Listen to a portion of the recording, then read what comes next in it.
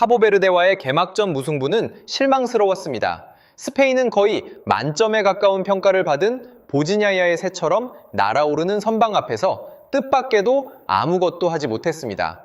붉은 폭풍은 두 번째 경기부터 갑자기 거대한 압박에 짓눌렸습니다.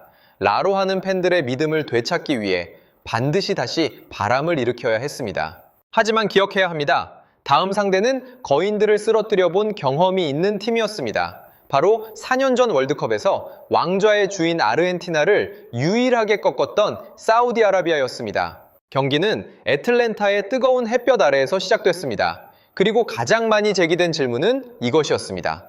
라민 야말이 출전하는가? 대답은 그렇다였습니다. 그는 부상 우려가 남아 있었지만 선발로 그라운드에 섰습니다. 붉은 물결은 곧바로 밀려왔습니다. 전반 1분, 바로 라민 야말이 오른쪽 측면에서 감각적인 첫 터치를 보여주었습니다. 어린 재능의 발끝은 상대 수비의 균형을 흔들며 상당한 혼란을 만들어냈습니다. 불과 3분 뒤 다시 라민 야말이 중앙으로 파고든 뒤 과감하게 중거리 슈팅을 날렸습니다. 공은 골대 위로 넘어갔지만 위협의 메시지는 아주 강하게 전달됐습니다. 흰 유니폼의 팀은 포위망 속에서 방역의 길을 찾으려 했습니다. 전반 8분 살레말 다우사리는 자기 진영에서 공을 끌고 나오려 했고 페널티 박스 안에서 기다리던 피라스 알브라이칸을 향해 패스를 노렸습니다.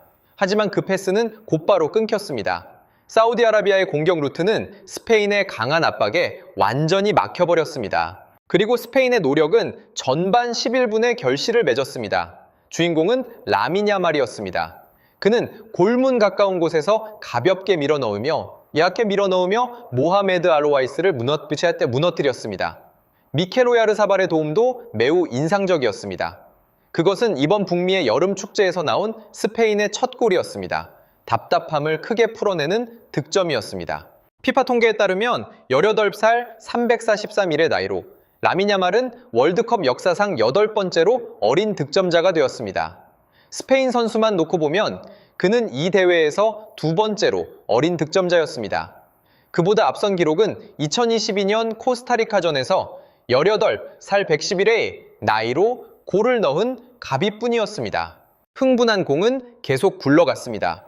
전반 17분 오야르사발은 왼쪽 구석을 향한 강력한 슈팅으로 상대 수비에 경고를 보냈습니다. 이번에는 알로와이스가 몸을 날려 막아냈습니다.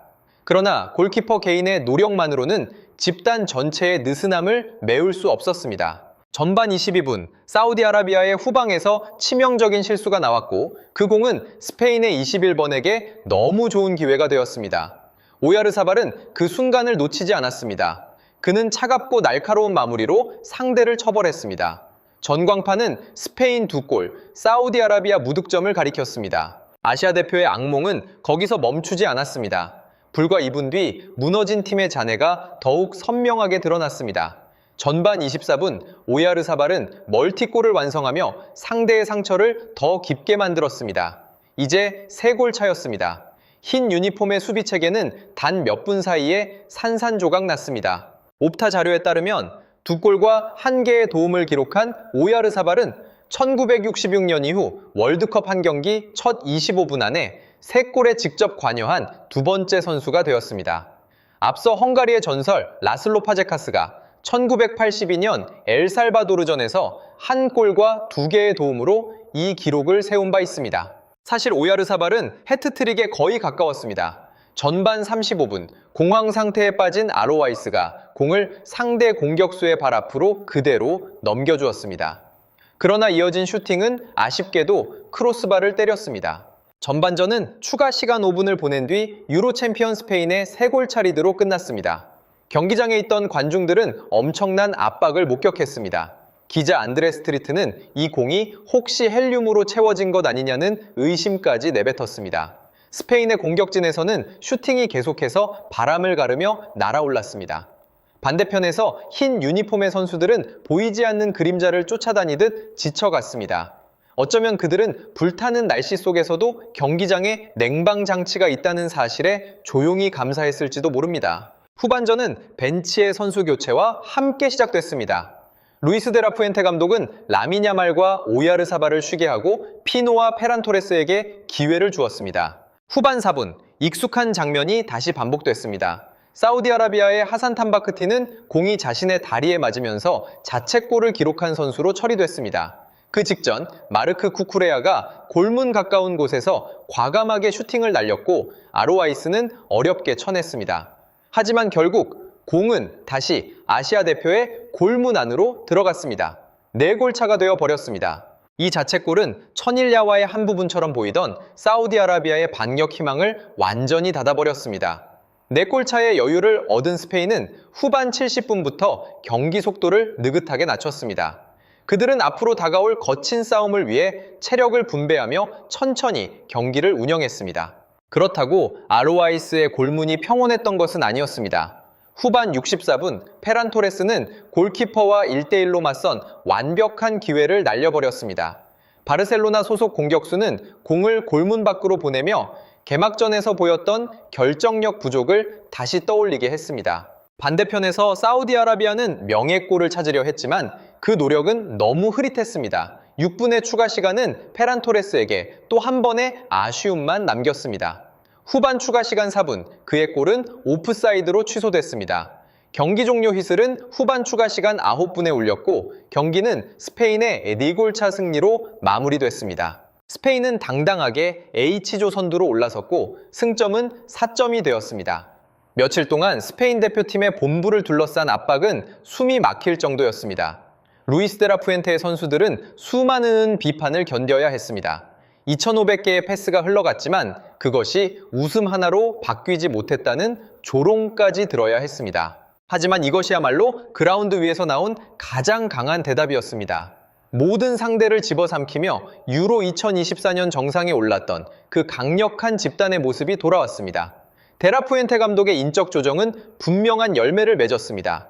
라민 야말에게 선발 기회를 준 선택부터 페드리를 중원에서 조금 더 낮게 배치한 결정까지 모두 효과를 냈습니다. 여기에 니코 윌리엄스를 벤치에서 투입한 선택은 그가 경기 감각을 되찾을 시간을 주었고 동시에 붉은 팀의 기피를 더욱 무섭게 만들었습니다.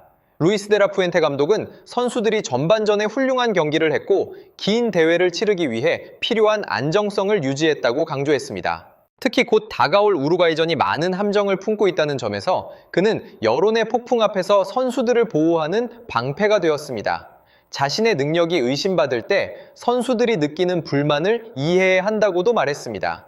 그의 말에 따르면 이 승리는 스페인이 원래 있어야 할 위치를 되찾기 위한 첫걸음이며 오랫동안 공들여 구축해온 프로젝트의 흐름을 이어가는 결과였습니다. 칭찬은 수비진에게도 향했습니다. 수비형 미드필더 로드리와 중앙 수비수들은 매우 단단한 하루를 보냈습니다. 승리의 그림 속에서 라민 야말은 당연히 가장 밝게 빛나는 존재로 떠올랐습니다. 그는 아직 완벽한 몸 상태가 아니었지만 19번을 달고 선발 출전했고 곧바로 가장 위험한 공격의 불씨가 되었습니다. 측면을 타고 오르는 움직임, 중앙으로 접고 들어가 슈팅을 날리는 장면, 그리고 상대 골문 앞에 파도를 일으키는 긴 패스까지 그의 흔적은 곳곳에 선명하게 남았습니다.